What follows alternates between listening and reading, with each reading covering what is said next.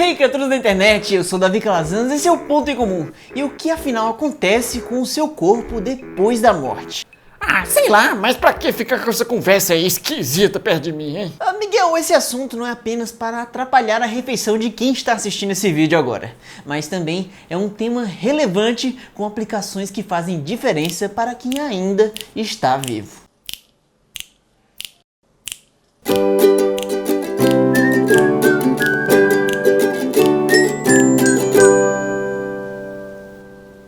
Vamos imaginar um cenário um tanto quanto desagradável para você, a sua morte. Como já foi dito no nosso episódio sobre criônica, não existe uma linha bem definida que separa a vida da morte. Mas para simplificar, vamos assumir que esse acontecimento se dá em um estalar de dedos.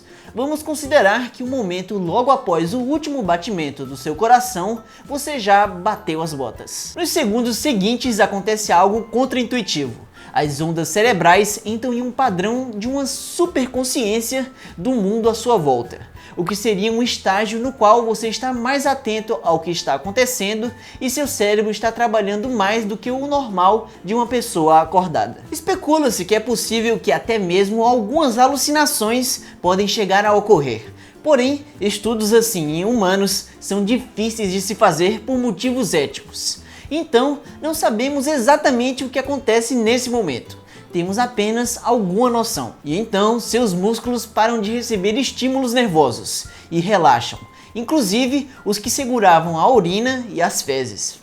Em seguida, com o fim da sua atividade cardíaca, o sangue para de circular pelo organismo. E dessa forma, o oxigênio e os nutrientes param de ser entregados para as células. Além de que os dejetos celulares vão se acumulando. Isso faz com que o gás carbônico se concentre, assim acidificando o meio, além de aglomerar subprodutos tóxicos de diversas reações que ainda estão fluindo dentro da célula. As enzimas lá presentes, nesse ponto, começam a digerir estruturas celulares como a membrana que separa o ambiente interno do externo e faz com que, eventualmente, cada pacotinho microscópico de vida se rompa. Autólise ou autodigestão é o nome desse fenômeno. Esse processo não acontece de maneira homogênea, pois em órgãos com maior proporção de água, como o cérebro, ou com um alto conteúdo de enzimas, como o fígado, geralmente são os primeiros a sofrerem com esses efeitos. Os vasos sanguíneos começam a vazar, e por conta da gravidade, o sangue vai descendo para suas costas, assumindo que você esteja deitado com o rosto para cima. Isso faz com que a sua face e peitoral fiquem bem mais pálidos e suas costas uma mistura de vermelho e roxo. Enquanto isso, a sua temperatura corporal vai caindo aos poucos e depois de algumas horas o cadáver está à temperatura ambiente. Os seus músculos que ficaram relaxados no início, depois de um tempo entram em um processo chamado de rigor mortis e começam a ficar rígidos. Começa pelas pálpebras, depois pelo pescoço e em seguida os membros, até que todo o corpo está travado em uma posição. Isso acontece por conta do cálcio que antes estava guardado em um lugar adequado. Agora se espalha por toda a célula muscular e ele estimula a contração.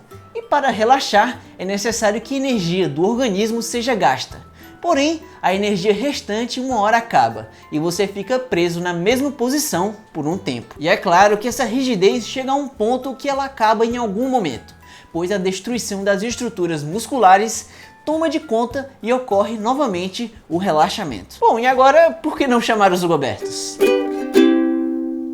Seu corpo, mesmo quando plenamente vivo, é um banquete para bactérias e fungos.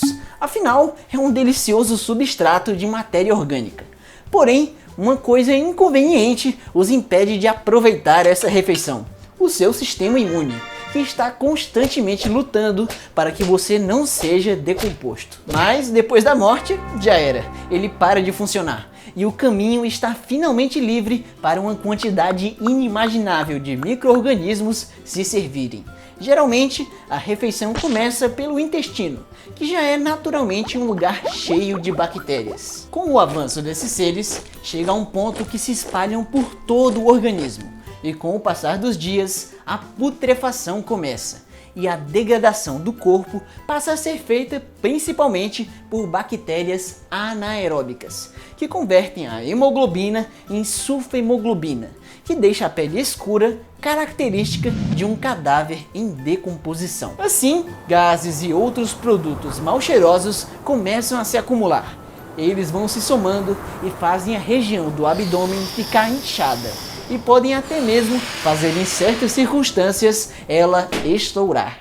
Nossa, obrigado, Gobertos. Com a deterioração, chega um momento em que o interior do organismo começa a ser exposto para o ambiente e insetos e vermes entram na jogada. Cada mosca pode, em uma única visita, botar até cerca de 300 ovos. Cada um deles potencialmente sairá uma larva voraz, e uma grande quantidade delas faz com que a atividade digestiva dentro do cadáver seja tão grande que faz aumentar a temperatura em até mais de 10 graus Celsius. Por conta desse calor, elas precisam ficar constantemente trocando de lugar.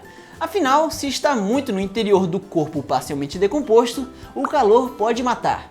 Mas se está muito no exterior, os predadores de larvas podem se aproveitar para fazer um lanche. Ou seja, nesse momento temos uma massa pujante de vermes. Por fim, sobram apenas os ossos, que também se decompõem, porém muito lentamente, em um processo chamado de diagênese, no qual ocorre uma perda de colágeno e sua composição orgânica é alterada por conta da presença de umidade, até que tudo o que restou vira pó e você agora pertence mais uma vez à Mãe Natureza. O conhecimento sobre a decomposição humana não é apenas para saciar a curiosidade mórbida, mas também tem aplicações reais na ciência forense, uma área do conhecimento que busca solucionar crimes e outras questões da lei. Cada estágio que falamos agora há pouco está relacionado a um determinado tempo após a morte, o que ajuda não só a identificar quando o crime aconteceu, mas até onde, pois cada lugar possui o seu próprio conjunto característico de micro-organismos e insetos. Por isso é importante continuarmos a lembrar da importância do assunto, que além de aplicações práticas, pode também nos ajudar a ter dimensão de como a vida é frágil e passageira. Bom, então por hoje é só, minha gente. Aproveite bem a vida antes de virar adubo. E obrigado por assistir. Para mais histórias de se contar na hora do almoço, se inscreva no canal. E chegou mais uma semana com uma nova pergunta para vocês usarem a criatividade, que dessa vez é: o que uma célula ainda viva diria ao perceber que o organismo já morreu? Responda já aqui nos comentários. As melhores aparecerão no próximo episódio. E agora vão as respostas mais criativas do vídeo anterior. E até a próxima semana.